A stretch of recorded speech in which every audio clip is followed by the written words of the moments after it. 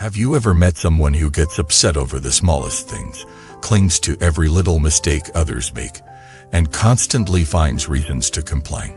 Have you ever felt trapped in negative emotions during your day-to-day interactions? Frustrated, misunderstood, or like the world is constantly against you? What if the key to overcoming all that lies in one timeless quality, magnanimity? Welcome back to our channel, where we explore the deeper truths of human life. I'm grateful you've returned. And today, we're diving into a virtue that's often underestimated, yet profoundly powerful: magnanimity. That seemingly simple trait might just be the key that unlocks a life of peace, success, and resilience. You see, many people think being magnanimous means being passive or weak, but nothing could be further from the truth. True magnanimity is not about pretending nothing affects you, or is it about letting others walk all over you. It's a reflection of your internal strength, is a mark of character, of peace, and of wisdom run through experience. Magnanimity is what allows you to remain calm when chaos erupts. It gives you the ability to forgive when others offend you, to focus on the bigger picture when others are trapped in petty details, and to rise above resentment, to embrace understanding. Let me tell you a story. Long ago, in ancient China, there was a ruler known for his unusual decision. During a fierce political struggle, he was nearly assassinated by one of his enemies. The arrow was shot by a man named Guanzong. When this ruler later ascended to power, instead of executing the man who tried to kill him, he appointed him as his chief advisor. Because he saw something far more important than revenge. He saw potential, wisdom, and loyalty that could be redirected for good. That ruler was Duke Huan of Qi, and his advisor, Guanzong, went on to help him build one of the strongest states of the spring and autumn period. Imagine the size of a heart that can do that. That is magnanimity. This same spirit was echoed centuries later by one of the greatest emperors in Chinese history, Emperor Taizong of the Tang Dynasty. His minister Wei Zhen was known for his blunt, often confrontational advice. Many times, he criticized the emperor directly, sometimes even in public. Yet the emperor silenced him. You once said, "The mirror of bronze can help one straighten his clothes. Mirror of history can help one understand the rise and fall of empires. Mirror of people can help one discern right from wrong." In Wei Zhen, I have all three. This emperor's open-air dinners lead to one of the most prosperous reigns in Chinese history. Are these stories important for us today?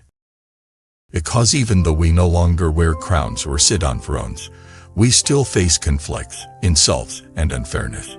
In our families, in the workplace, in friendships, so we are constantly given the choice: react with pettiness or respond with grace. Being magnanimous means choosing grace. You may wonder, how can I practice magnanimity in a world that often feels so harsh? Let's look at three realms of our lives: how we deal with others, how we handle situations, and how we treat ourselves. First, dealing with people. Magnanimous individuals do not obsess over minor mistakes. They do not seek revenge over trivial slights. Instead, they embrace forgiveness. They understand that everyone is flawed, including themselves. So instead of holding grudges, they hold space for understanding, for second chances, for growth. I knew a man who lost everything in a business venture. One of his closest friends had betrayed his trust and contributed to this downfall. Years later, that friend fell on hard times. Most would turn away. But not him. He helped that friend recover, expecting nothing in return. When I asked him why, he said, "Holding on to bitterness only prisons me. Helping someone, even someone who once hurt me, liberates me." It is magnanimity. Second, handling circumstances. Magnanimous person does not panic in failure or become arrogant in success. They understand that life is like the tides. Sometimes you're up, sometimes you're down. But your response, your steadiness, it often is what defines your character. Once met a young entrepreneur who had failed multiple times. Each time, he lost more money, more support, and more confidence. But he never lost his composure. When asked how he stayed so calm, he replied, Every setback is a chapter, not the full book. If I can read the chapter without tearing the pages, I can still write the ending. This man eventually built a business empire not because he never fell, but because he always stood up, calmly and deliberately. It is magnanimity. Third, in relation to oneself. This may be the hardest part. Many people can be kind to others, but cruel to themselves. They judge themselves harshly, drown in guilt, and refuse to forgive their own past.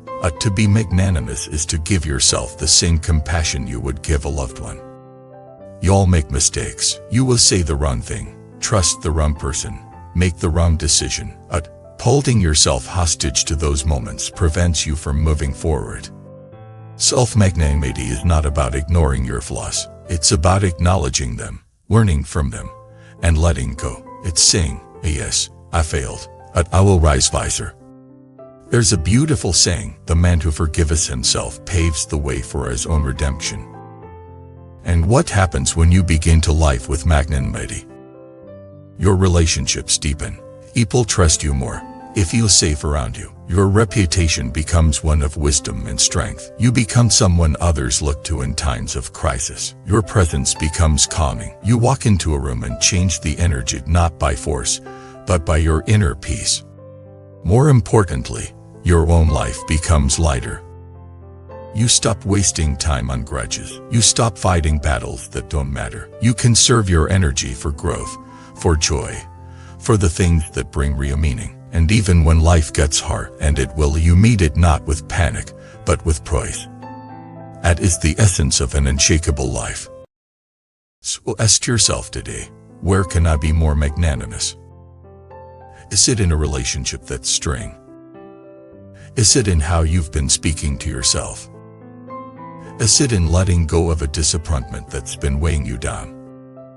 Wherever it is, make the choice today. Let go of the small things, forgive more, understand deeper, choose grace over resentment, ease over pride, respect over pettiness. Remember, being magnanimous doesn't mean being naive. It means being wise enough to know what truly matters, and strong enough to act accordingly. Let me share one final story. There was once a bamboo grove where all the plants grew tall and straight except one. One stalk bent low, almost touching the ground. People mocked it, called it weak. But when the storm came, it was the only one that remained. All of the others broke, but it simply swayed and stood back up. Magnanimity is that bend, at flexibility, at resilience. So be like the bamboo. Don't be afraid to bend. Don't be afraid to forgive. Don't be afraid to rise above.